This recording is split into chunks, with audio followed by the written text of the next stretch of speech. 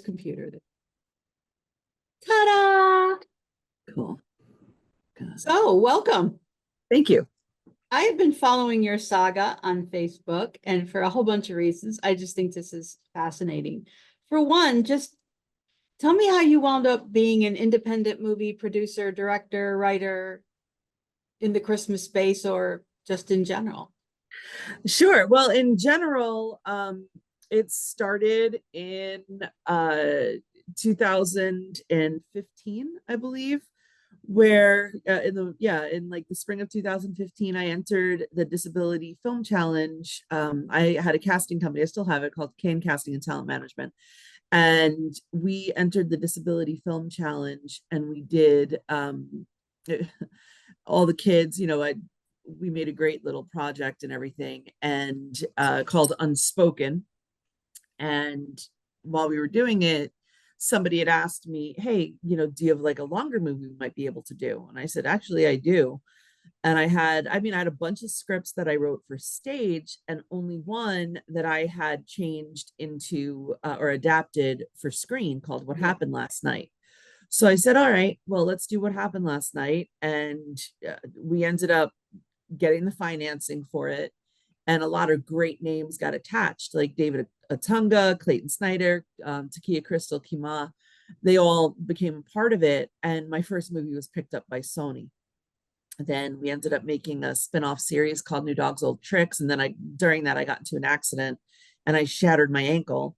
So I was like out of the game for a while. Yeah. And in 2018, we ended up going, we being me and Amy Minter, who is who works with me quite a bit and is like my business partner, and she's great.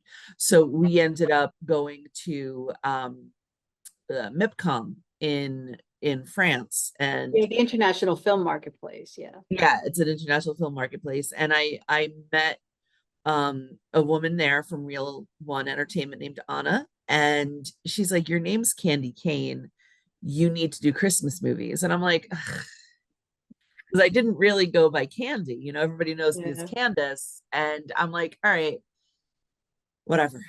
Well, a few months later, somebody came to me and was like, hey, can we do a Christmas movie? Or sorry, can you write a movie? I'll give you a budget, and it'll be a vehicle for me to be in it. And I was like, all right, will you do a Christmas movie? And he's like, yeah, I'll do a Christmas movie.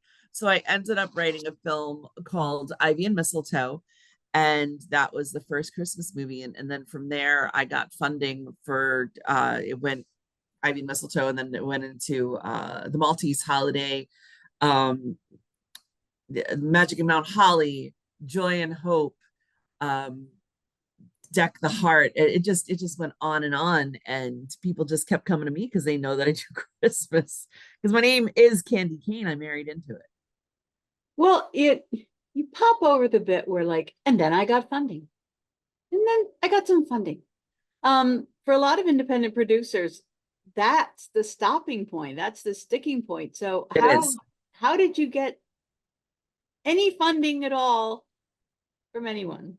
It's the hardest part. That is the hardest part. I'm extremely fortunate because I don't do traditional funding.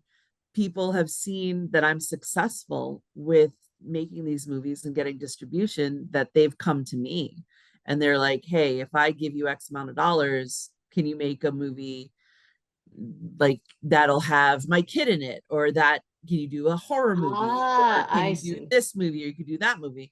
And I also write the movies. So I'm like, yeah, sure, no problem.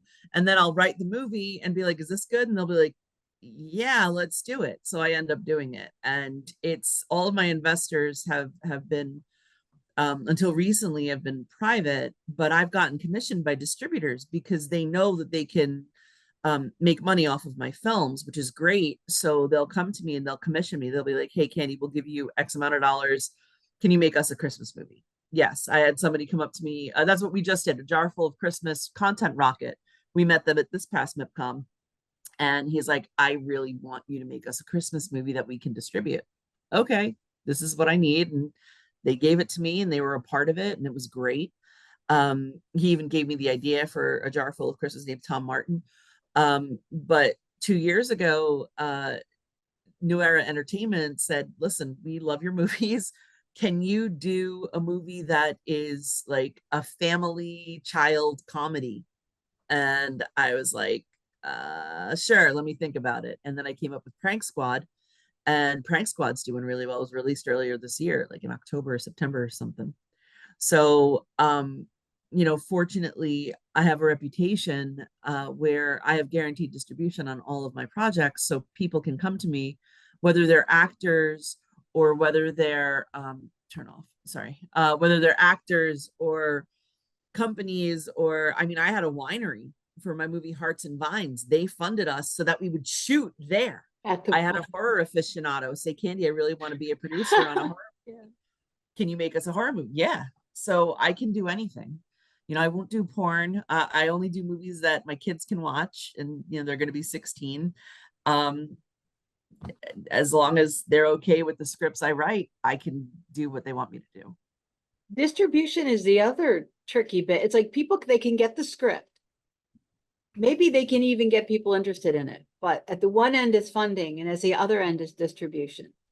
So you said you met people at MIPCOM and so on, but what is sort of the conversation, the things that people don't say that they should, or should say that they don't, in order to get a distributor? Because you have to start somewhere. You can't start with success. You have to start somewhere. Um, I think, well, my biggest thing is watch who you trust, because I've had films get stolen. The other night, as a matter of fact, I turned on my son. True story. My son was playing his video games, and he's like, all right, good night, guys, and hangs up with his friends and shuts off the TV, or shuts off the Xbox. And all of a sudden, he's like, Mom, Mom. And I'm like, what? And I come in, and my movie, Ivy and Mistletoe, is on screen.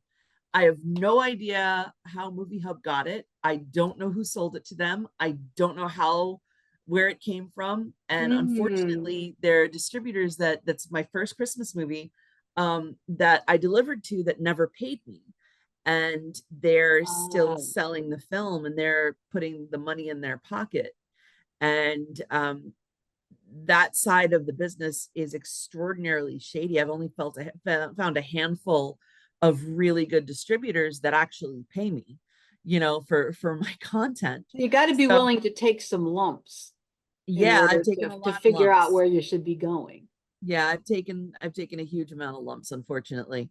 But because of that, I created a distribution arm for my company. So we handle everything in-house. We do what are called MG, Dale's Minimum Guarantee, and we make sure that we get paid up front. I'm also one of the top content partners with Amazon, where I submit to Amazon, and now I'm able to release my content, guaranteed release of my content worldwide, which is huge. We just had a broadcast deal in Guatemala, all these different things. And because Amazon is the whole world. um, I think that a big issue that indie filmmakers have is that they cling so hard onto their movies that they have some sort of unrealistic number in their head that they think that they're going to earn on the film. And that's just not going to happen. You're not going to get $2 million from Sony because, that's your movie and that's what you deserve and that's how good it is and whatever else. That's a great ideal, but doesn't happen.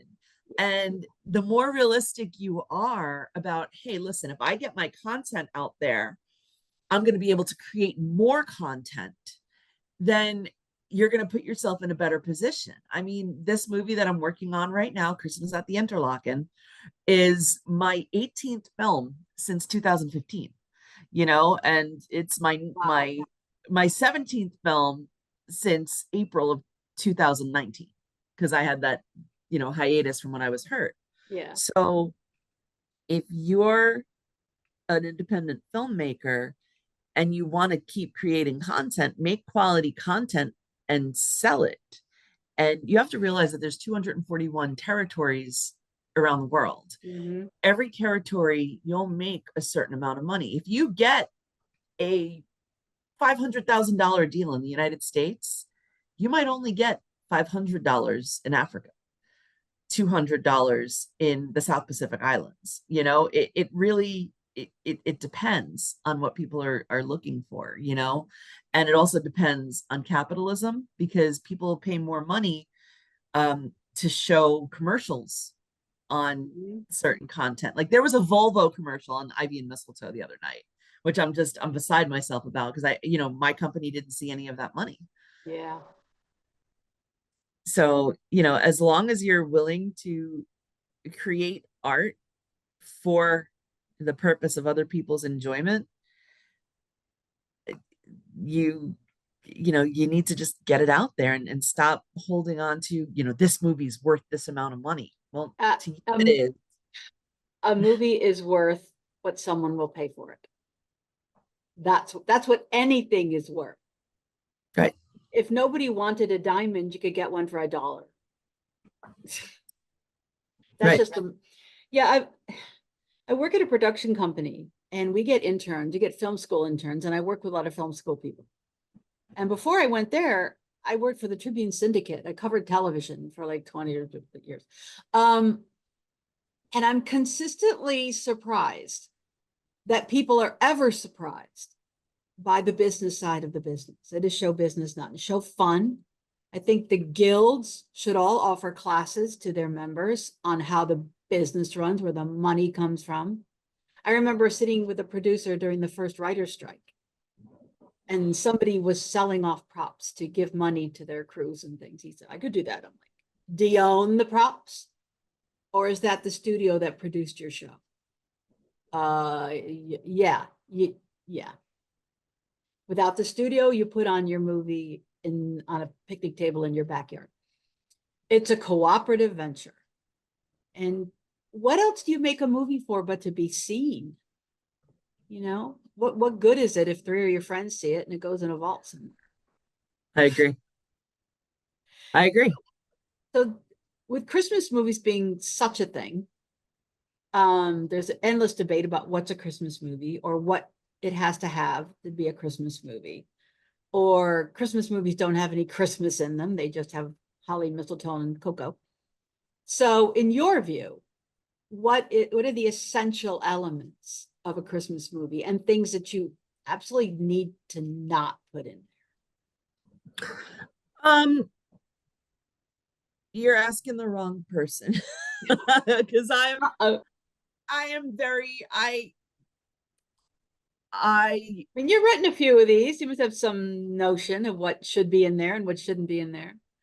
well, I mean, if you're writing it for other people to enjoy, I mean, are you asking me from a personal aspect or from a commercial You can aspect? answer from both in Because order, if you like. personally, I don't like Christmas movies.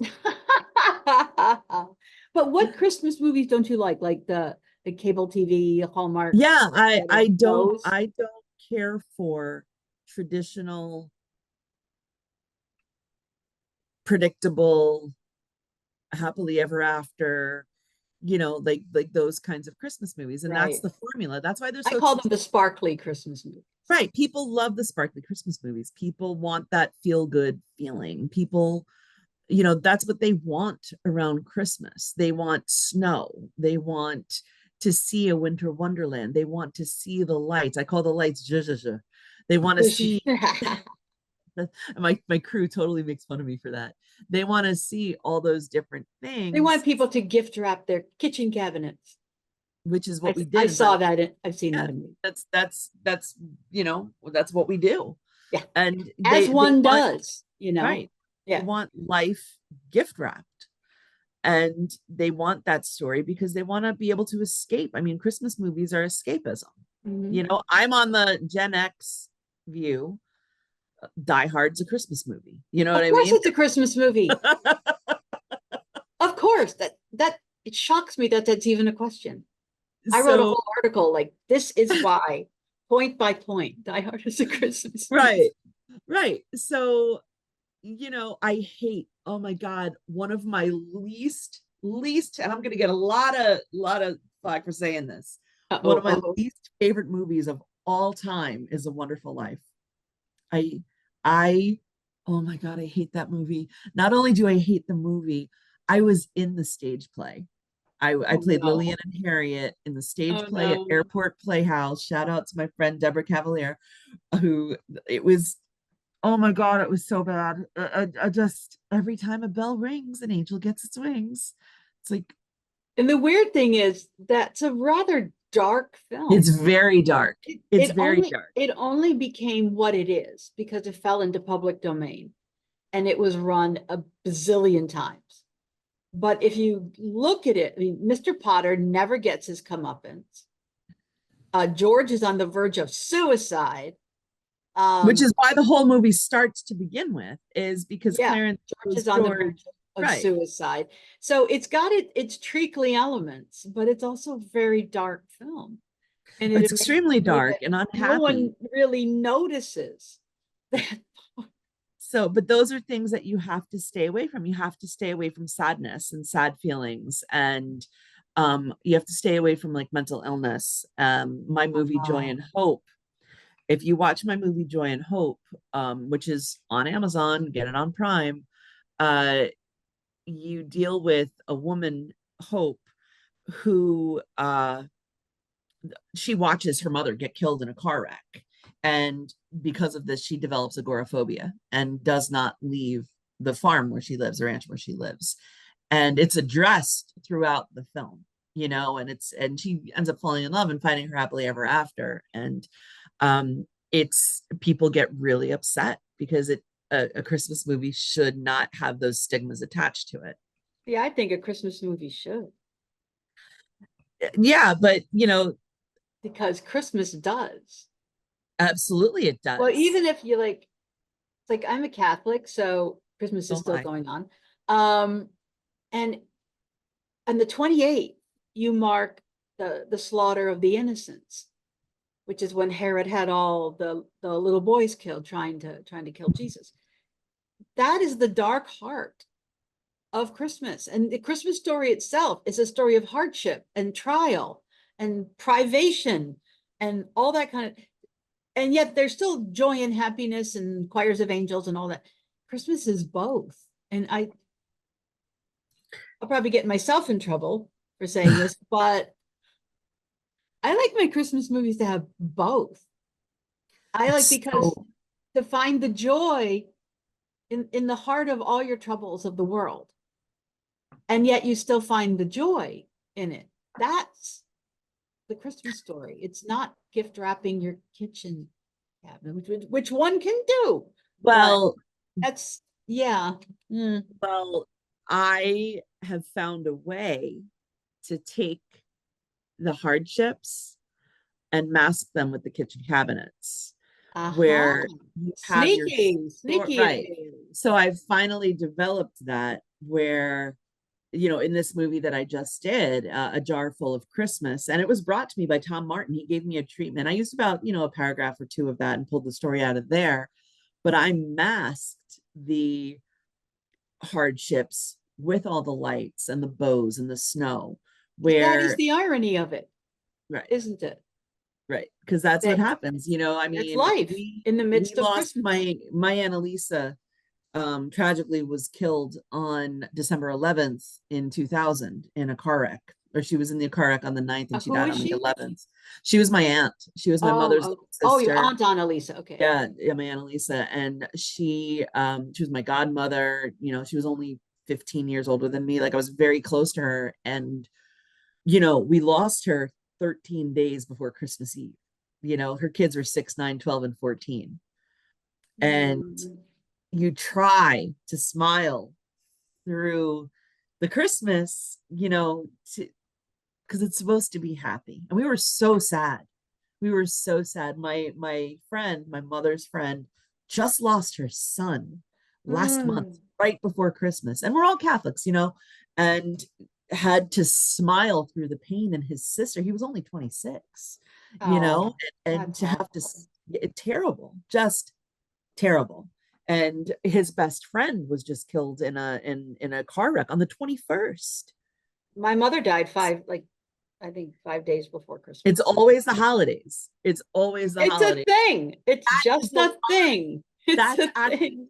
a line that it, I have in, I think it's in a jar full of, is it in a jar full of Christmas? No, it's in this one, A Christmas in Interlaken. One of the, it's comedy. This one character, Lucian, who's yet to be cast. He thinks he's dead because he sees an elf and he's like, I'm hallucinating. It's exposure. He's like, I'm dead. Oh no, I'm dead. And right before the holidays too. Why does it always Of happen? course. Or just on a lesser level, the car breaks down on Christmas Day. Of course. Which Your- is your- part of, which is ivy and mistletoe. yeah, your heat goes out. Right. Yeah, whatever. Yeah. You're snowed So, in, it right. rains, and you don't have any snow. You know, um, But is there I've a place? learned, Is there truly a place? Probably not on Hallmark or I don't know about Great American Family yet. They're still figuring out their deal. Is there a place for the bittersweet? I mean, The Holdovers is in theaters now and on Peacock, and that is a bittersweet Christmas story. well, I think it depends on the delivery. You know, I mean, A Jar Full of Christmas genuinely is the best Christmas film I've done. The one that we just wrapped up. It's about a woman who hasn't come home in 12 years because she's embarrassed to face her community after her husband has an affair and leaves her with her Oh, child. Right. oh. So she doesn't want to come home because everybody expected them. She was the prom queen and she was this.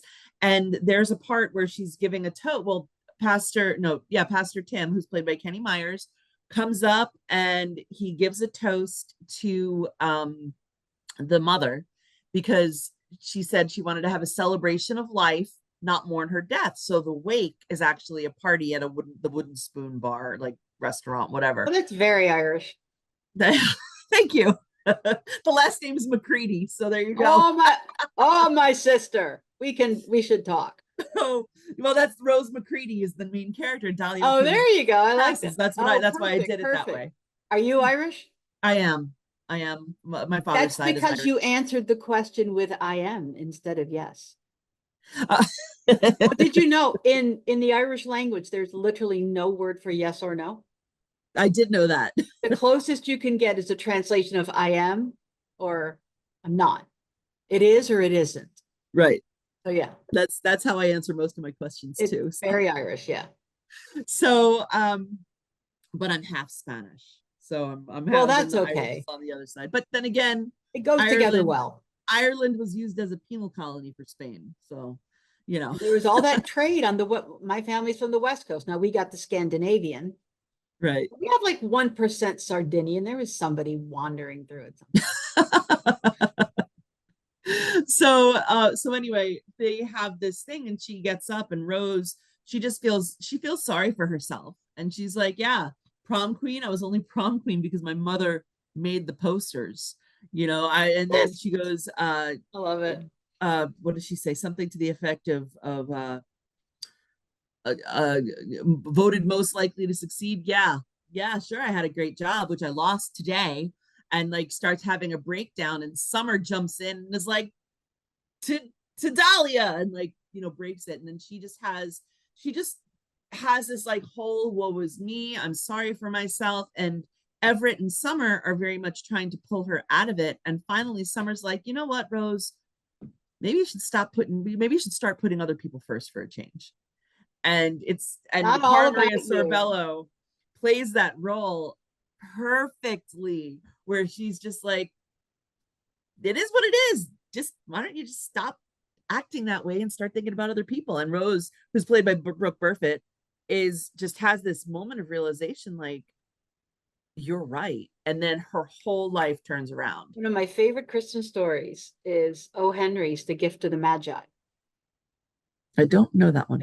Well, it's where this woman, it's a couple. The husband has a beautiful watch. The wife has long, beautiful hair. So the husband, I know this one. I know this one. Comb for her long, beautiful hair, which she had sold to buy him a chain for his watch. Right. That is like the perfect bittersweet Christmas story. Right.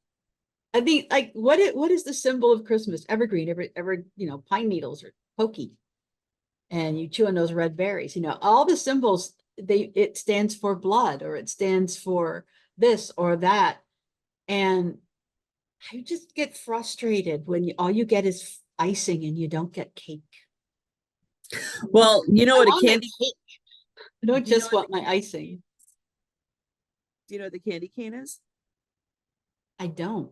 Yeah, there's two different meanings for the candy cane. You should look up the legend of the candy cane, and I take it very seriously. Okay. Um, Well, one obviously you would, yeah.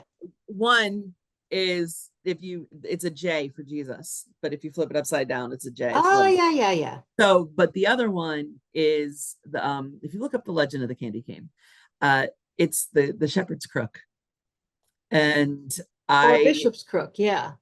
well, it's the shepherd's crook for Oh, following the flock.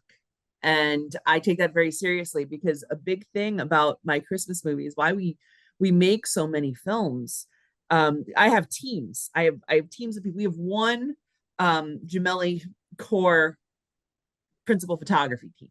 You know, Joey and Kevin, Joe Pisani and Kevin Yee are at my right and left for that.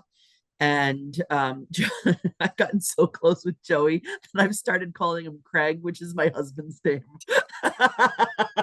So embarrassing. Like, we'll bicker and I'll be like, Craig, I mean Joe, and then forget about it. what does Craig think about that? Craig cracks up. Well, Craig's not with me, you know. So it's just my husband's a police lieutenant, so Oh, I he love calls it. everybody by their last names. But it's just when Joey and I bicker, that's what that's what comes out. It's very funny. So you know, I really rely on Joe and Kevin, who is my director of photography. He does all the sound, and I've got these guys, and I just know that when I fall, they'll catch me. And then we've got Gavin and Orlando and Zach. That's my core crew, you know. And then there are other people who come in and out, and Monica is also, I'm very, very close with Monica, who just jumps in wherever I need her. So I do these films so that they can work. I get the funding so that I can pay them, so that I can have my crew continuously make these movies. We have a bunch of editors that we can work with. Brendan Day is editing A Jar Full of Christmas right now, but to be able to get these movies done and then bring it to post, and get it done and bring it to this post, and get it done, you know what I mean? And just keep the wheel turning. And as a female in this industry, it's not what have you done, it's what have you done lately. You know, like the whole thing with Patty Jenkins when she did Wonder Woman. If you look at Joe, I think his name is Joe Knight, Joe McKnight, Joe Mhm. something. He directed Pan. Pan lost Warner Brothers $100 million. But if you looked at his IMDb, he already had 3 other films lined up to direct. Patty Jenkins, Wonder Woman, the first one was a smash success, huge blockbuster for the box office. She wanted to direct the second one. They were like, I don't know, let's see how it goes. And Gal Gadot stood up for her. I was like, no, she needs to direct this. You know, I mean, you could only count like 3 or 4 off the top of my head, like Greta Gerwig, Patty Mhm. Jenkins, uh, uh, Diane Myers. What's her name? The woman who did Hurt Lock. Right. You can't think of her name though. No, but that's just me. I can't think of her name. Give That's me just me. five, but It's give me sort of like five I'll male think of it in directors. 5 minutes if I But don't think give about me it. 5 male directors.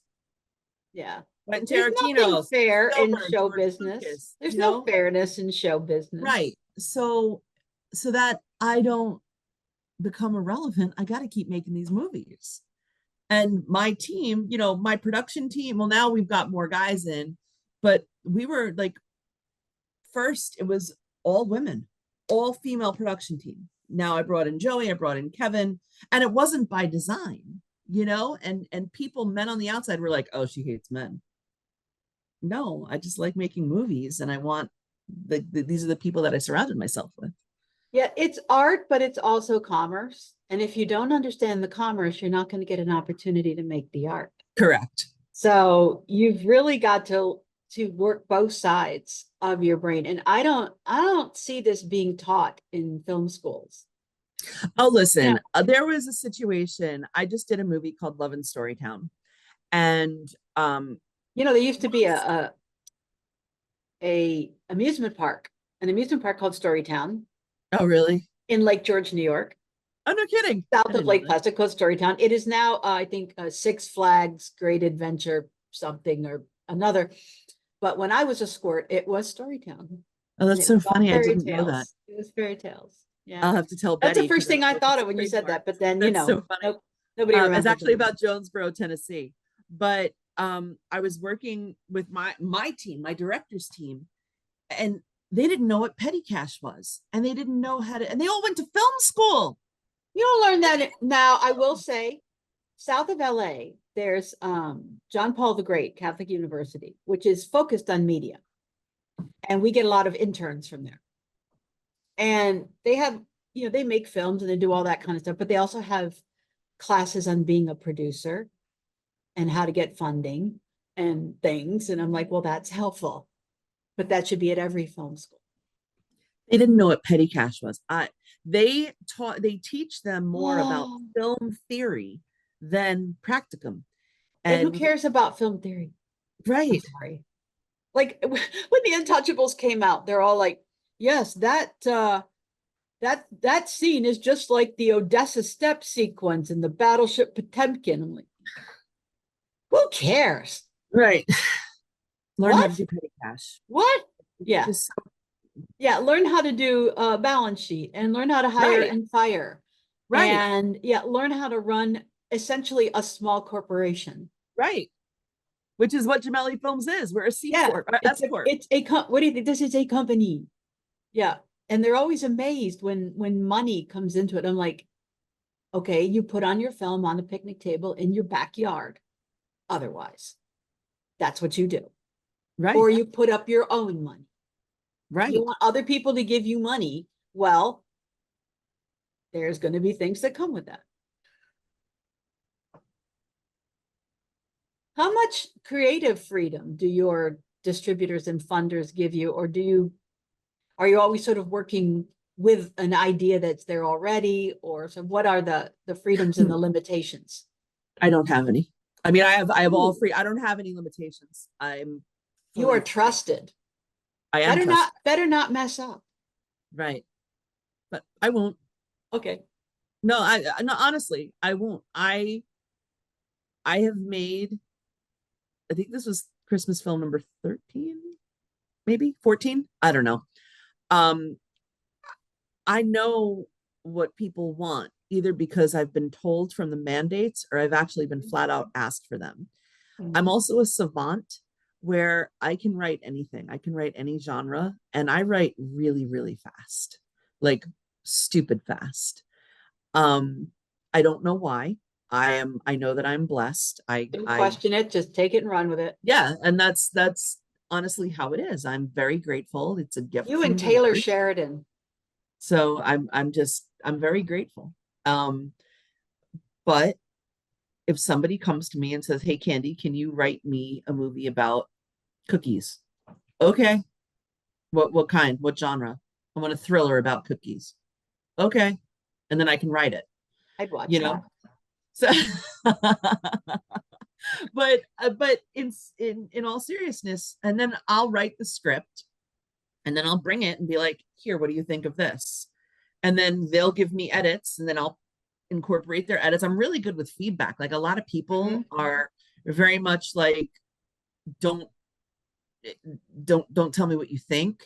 If there's something that I have for a reason, I will justify it, but I'll listen to you and take what you want into consideration. But if I disagree with it, I'll Yes. be like, this is why, you know, like And sometimes they just don't understand why something's there. And you go, well, it has to be there because of that over there.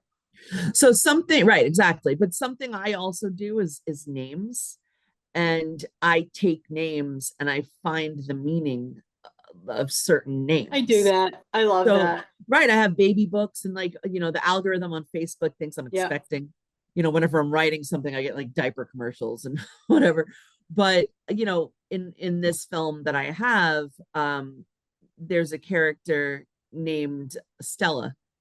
Well, Stella means star, Star, you yeah. know? So, and that's what she is in this, is like, she's the star that somebody's seeking, and the two people are seeking. So that's like, again, varying the Christianity in my text. So if you look into my text, you'll be surprised at what you find. We have a debate at the office. I work for a Catholic production company. And we have a debate. Is there such a thing as Catholic storytelling? Yes. What is your definition? Yes. Yes. I it's funny because I went to the NRB, National Religious Broadcasting thing, and I was talking to this one guy, and he's like, "Are you a follower?" And I'm like, "Yeah, I'm a follower. Of course I am." He's like, "Well, what religion are you?" I said, "I'm Catholic." He goes, "Oh, uh, I'd you know." like to say that's the first time I've encountered that reaction, but Oh no, it I is. encountered that so many times, so many times. Yeah. And that's Yeah. fine, but I mean, I guess you have to decide Catholic storytelling or Christian storytelling.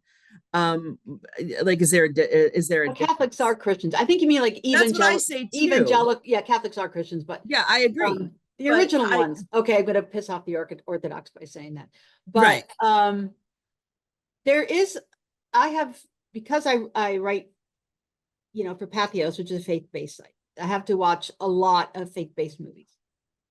And I don't know about you, but growing up as a Catholic, you don't spend a whole lot of time talking about other forms of Christianity.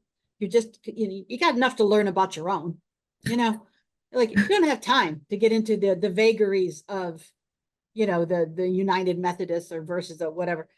But I've noticed there's a definite way of storytelling that especially evangelical filmmakers, and you see it in, the Kingdom Story Company films, you see it, other folks, and it's like, yeah, that's not necessarily the way I would do it. I think that Catholic storytelling is a little sneaky because it's, from what I remember, my grandma always said Catholic means universal, because if you go to the Catholic Church and you listen to the um, readings here in New York, you'll be listening to the same readings in Italy. You'll be listening to the same readings in Lake Yeah. Placid. So, Anywhere in it's the world. universal. So if you take that universal sentiment, I think Catholic storytelling, regardless of what the story is, and I'm not saying it has to be biblical, I'm just taking the Catholic values. I think that can be enjoyed by a universal audience. Mm-hmm.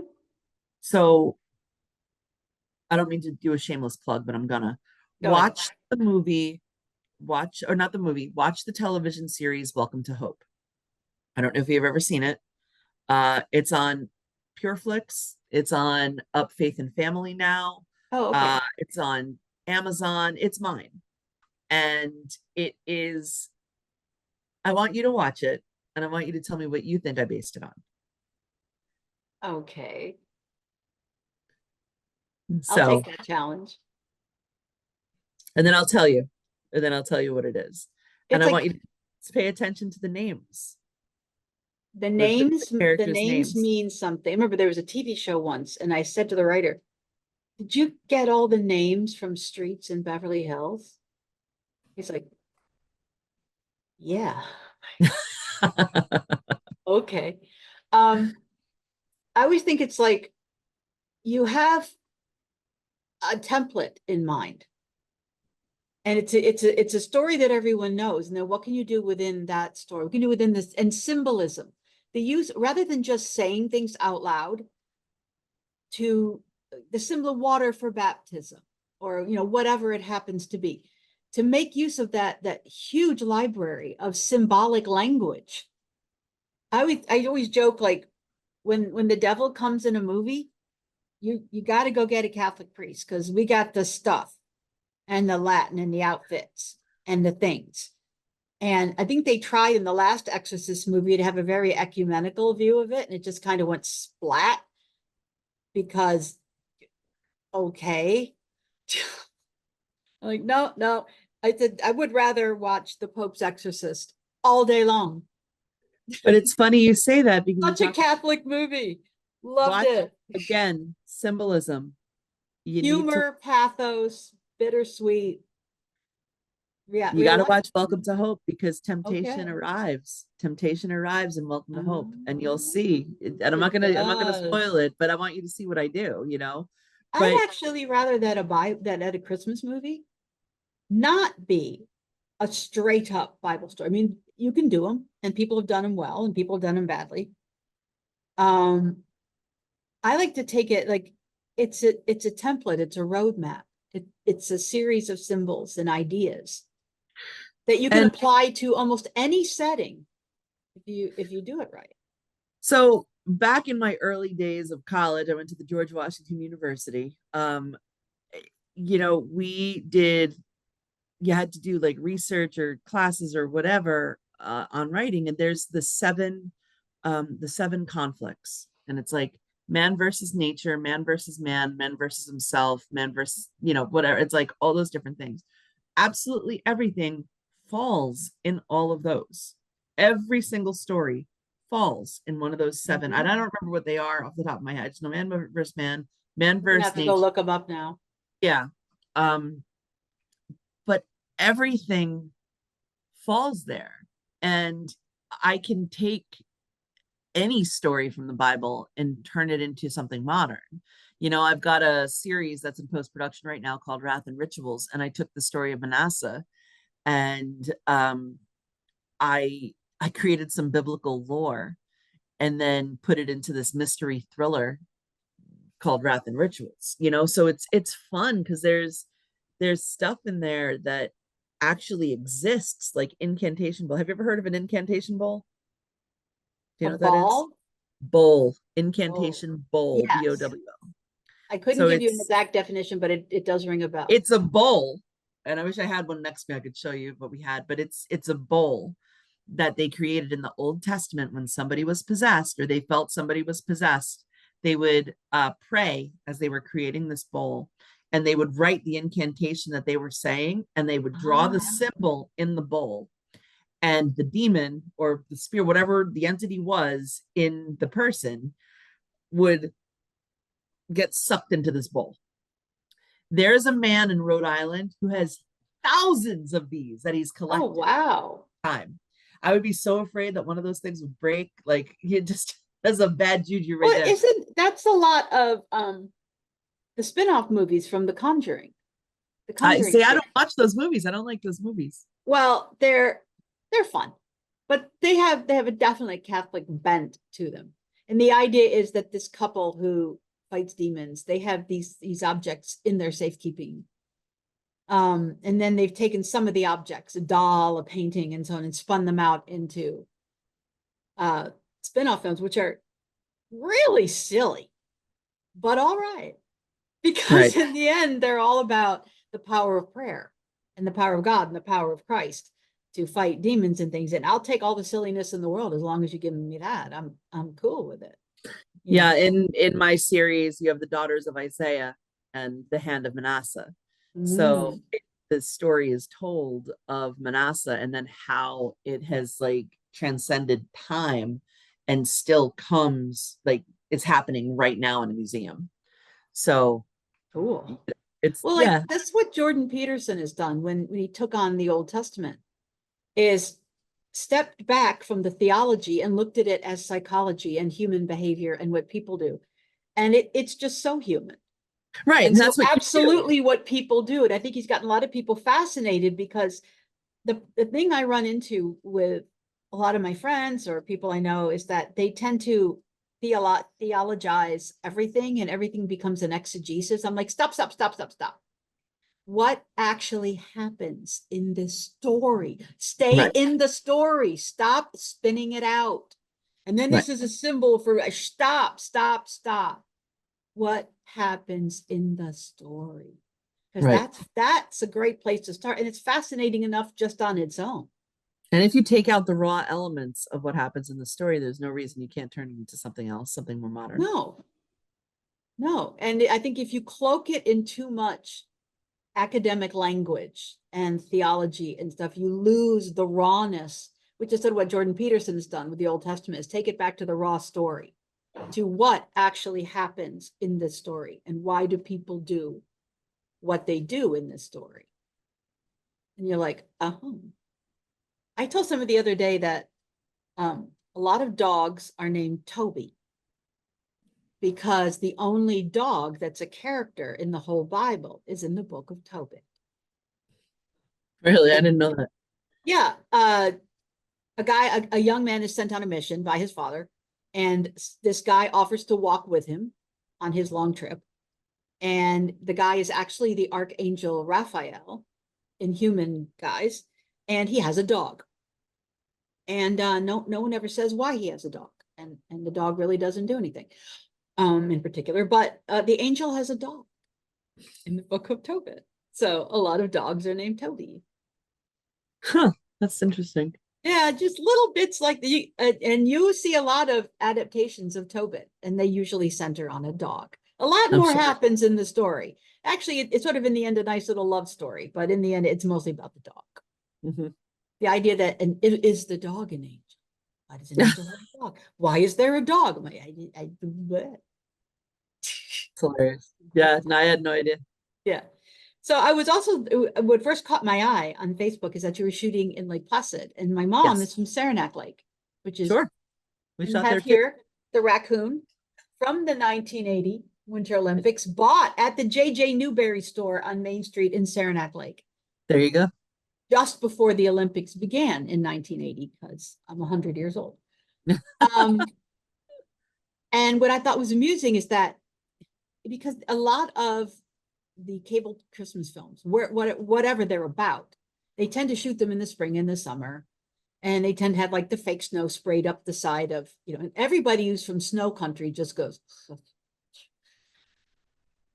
And yet you picked an actual place, which I love setting a story in an actual place, in actual winter, during actual Christmas, and got a bumper crop of press out of it. And I'm like, yeah, do that more.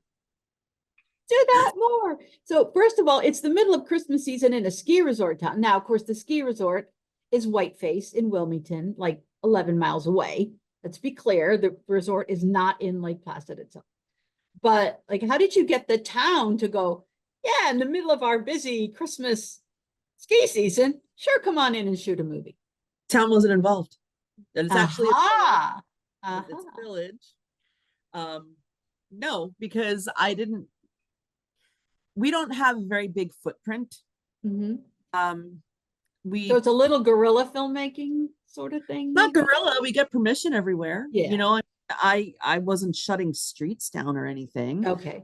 The beautiful Sunburst Cottage, Barry Maloney owns the cottage and allowed us to film there. So everything that we filmed in the house and outside the house took place on private property.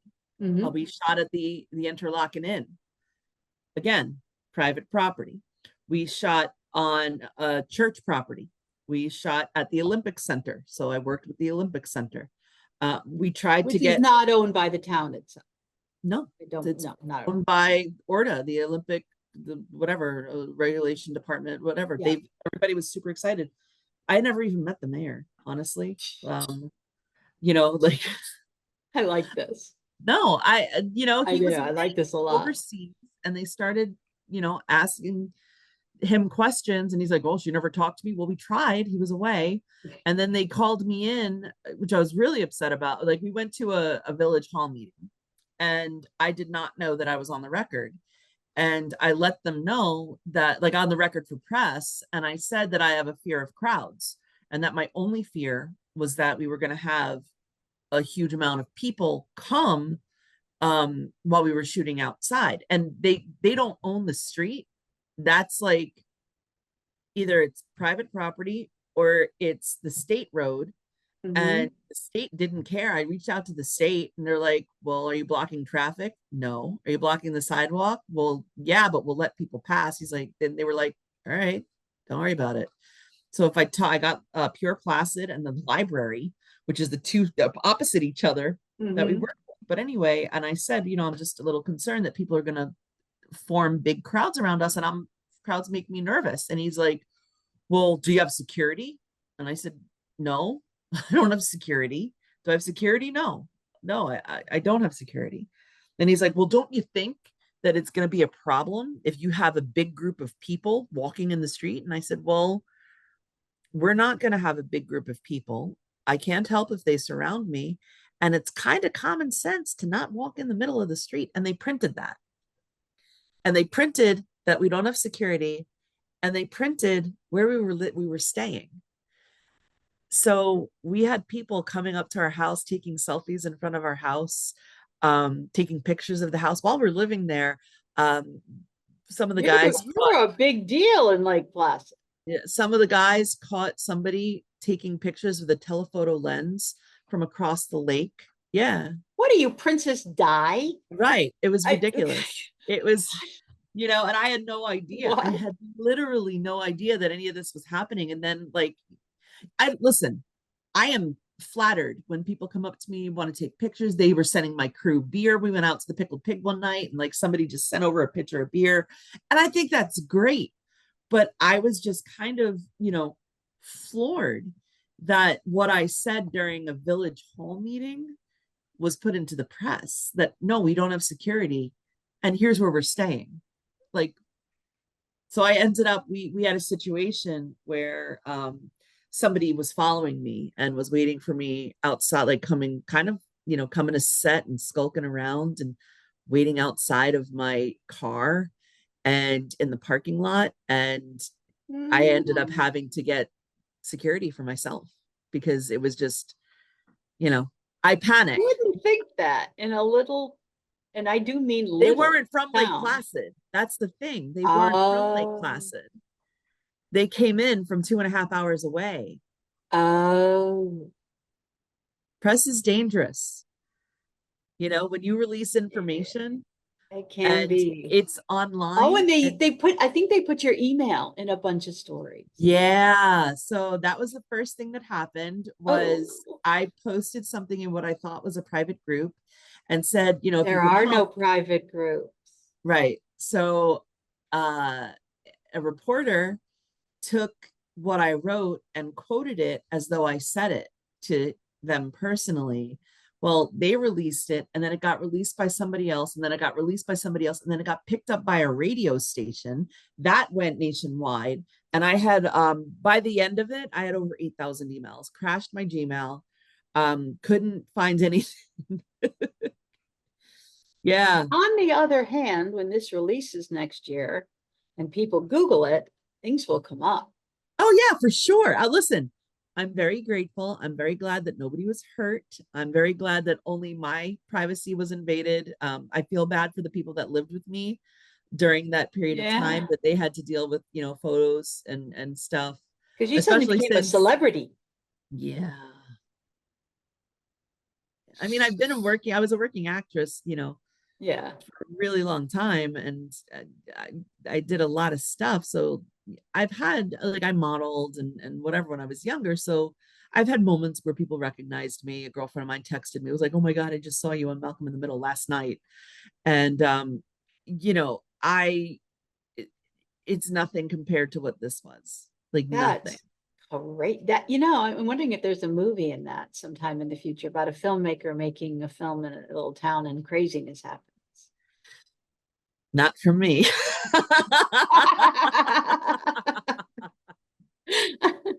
They say the worst thing that you can make is a movie about a movie.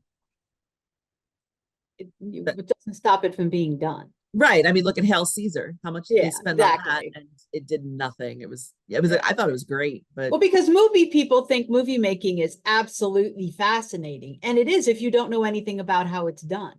Right.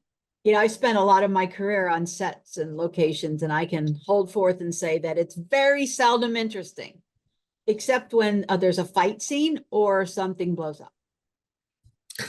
Yeah. And often as not, they wouldn't let press on set for that for fear. I got to be on set once when something, no, twice when something blew up, and it was very exciting.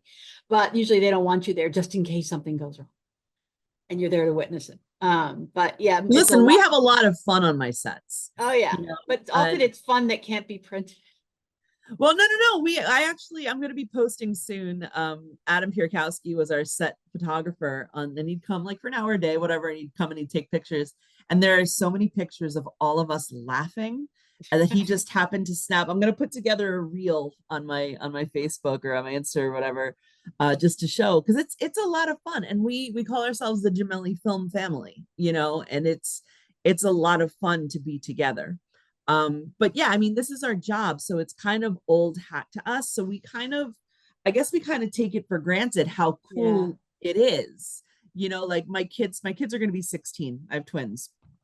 And when their friends and their friends' parents find out what I do for a living, it's like, oh my God, she actually makes movies. She makes movies. Are you serious? She makes movies. Well, that's the thing. Like, Is like you're not that person who talks about making movies or who made a movie 25 years ago and never made another. What interested me is that you are getting movies made, which is one of the hardest things. Actually getting them made, getting them funded, shot out there in the world. And people, I don't know if the world realizes that that is a thing that many people can never achieve or only get once or something. But you're working it. I am very blessed, especially with the people that surround me. Kevin, Amy, JB, uh, Joey, Gavin, Orlando. My kids even work for me. My mother works for me. I'm very blessed because we also approach it with a theater mentality. There's a really big difference between theater and film or Oh other yeah. kind of media. Oh But yeah. whenever you do a play, you kind of become a family. And then Mhm. you'll do another play. Like that's what happened with Airport Playhouse. I did a ton of shows over there. I mean, I'm 47 years old. I have not done a stage play since 2005, or maybe 2000. No, I take it back. I haven't done stage play since 2006 or 7. But I've done 36 stage productions in my life that I've been in. So just to give you an idea of like how involved in theater I was. And when I worked at Airport Playhouse and I was Pinocchio, I've been in so many Where is shows. Airport Playhouse? They closed. It was in a town called Bohemia on Long Island. It was Oh, awesome. But okay. I did Creative Ministries, Bellport Playcrafters, Claire's Playhouse. I did all these different things, but you always had that sense of family. Deb Cavalier, her husband Clayton, we've known each other since we're 15 and 16 years old, that we started at Gateway Well, also Playhouse in theater, together. you learn to improvise and you learn to Yeah. make do and you learn to get it out there. Yeah. You can't be precious. You can't be like polishing every frame of your film by hand. You've just got to get it out there. So you get Right. that mentality. And that's what I do. That's why I like to work with the same people in the cast over and over again. That's You'll what see like that. people say, how do I break in? I'm like, well, you have to understand entertainment is wait and hurry up. And when you get the green light, you want to work first, you go to the people you know, and then you go to the people that the people you know. And then if you're forced to, you have to look for some new people because you just don't have time to break in new people all the time. And so yeah, it does make it hard to break into these circles. But once you're in, then you're in. Every Until you're every, out. every producer has an invisible repertory company. Very true. And I try to model myself after Christopher Guest, who I adore, who works Mm-hmm. with Eugene Levy, Jane Lynch, Yeah, Catherine O'Hara, Jennifer Collins. in I front of the love camera him. and behind the camera. They And have I their tried, go-tos.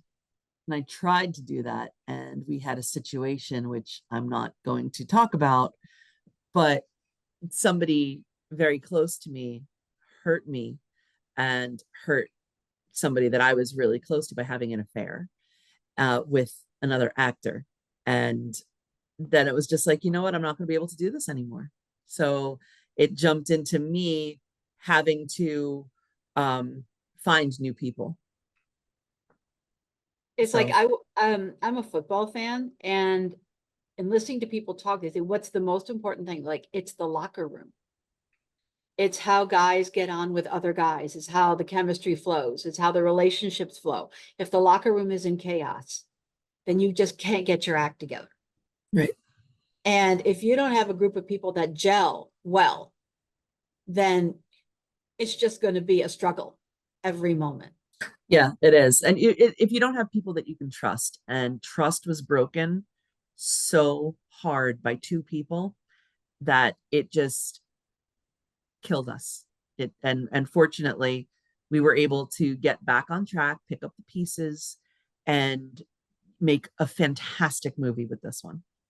And it's the best one we made. And I trust Joey and I trust Kevin, like brothers. I really do. They're my right and my left, and I'm so grateful to have the two of them with me, on every project that I do. I'm so glad someone's using the interlocking, because like Mirror Lake gets all the attention, the Mirror Lake Inn. And I think that interlocking gets lost. Oh, I love the inner. It's my favorite place in Lake Placid. But there's so many Adirondack lodges that would be, and no one uses them. And I'm like, I lived in Saratoga Springs before I moved out to LA. And I marvel that the last film I think shot there may have been, they shot some of Seabiscuit. They used the track off season. But there's all these gorgeous houses and great locations, and like, why?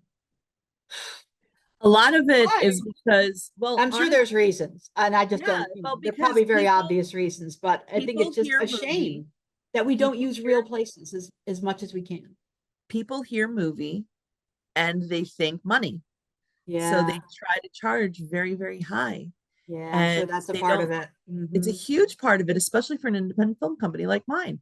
We're shooting at the Interlaken because Interlaken is working with me to film there. They're like shutting down. Interlaken is my favorite place, and I wrote it because I've been there several times. And it's 111 years old. The German Olympic team stayed there in 32.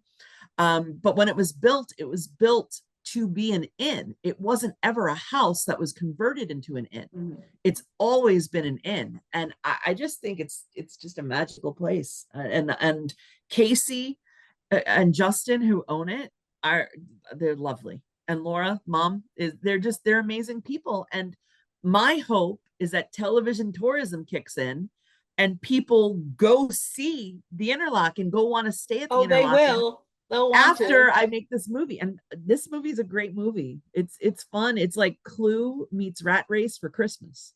So people are not going to be seeing your stuff on Hallmark. So where do they find your movies?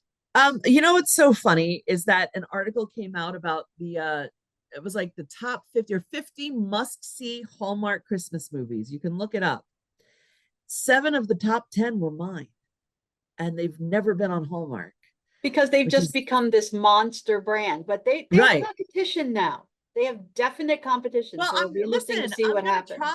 I'm gonna try to get my films onto Hallmark. I know the buyers why not? over there, and I know what they're platform. looking for. And they do Hallmark movies and mysteries. Well, this one might go. They're not quite so locked into the formula on movies and mysteries. But A Jar Full of Christmas, that is the Hallmark formula. Oh yeah. 100%. The way that it looks, I'm hoping it'll go there. I have 3 movies. I have Christmas for 3, Holiday in the Hamptons, and Royal Runaways that was not released this year. So I'm hoping to get that to Hallmark or to GAC or to Up Television. My goal for 2024 is to get a broadcast deal for one of my films. But my other films that you can watch right now, you can find them on Tubi, Vudu, Amazon, YouTube, Movie Central on YouTube. It's on Samsung, Movie Hub. Vizio has them, Roku has them. They're pretty much everywhere. So if you just do a Google search on one of the titles and then click watch movie, you'll be able to find it. And there's a question that again comes up a lot in Catholic circles. Obviously we are not a big presence in the entertainment industry at present. And I think that's partly because a lot of people, they don't want to go into the industry.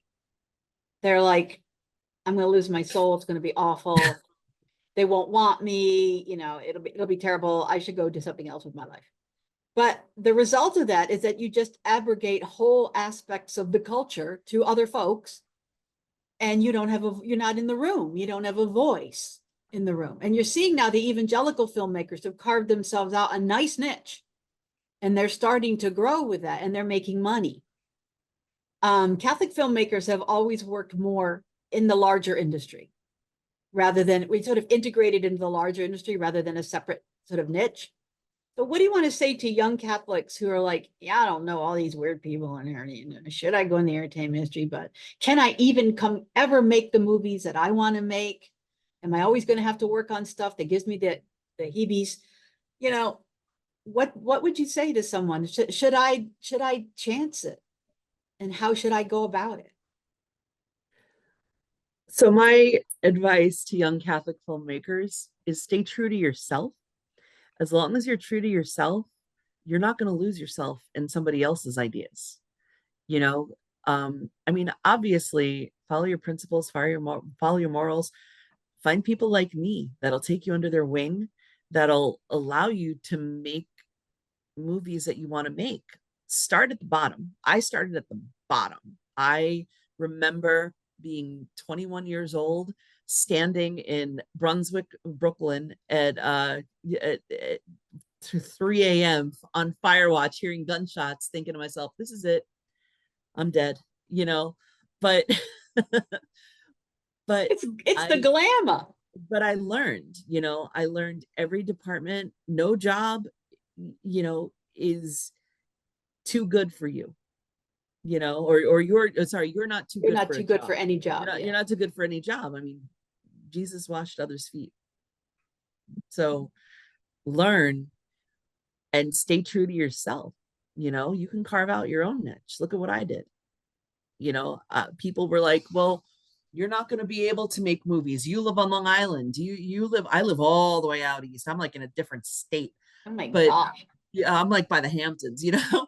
People are like, you can't make movies. Wow. You can't make movies. Want to bet? I've personally, my company has pumped in about $3 million into my local economy. Go ahead and tell me I can't do something, because I'm going to do it. And if you stay true to yourself and true to your own ideals and true to your own values, everything else will follow.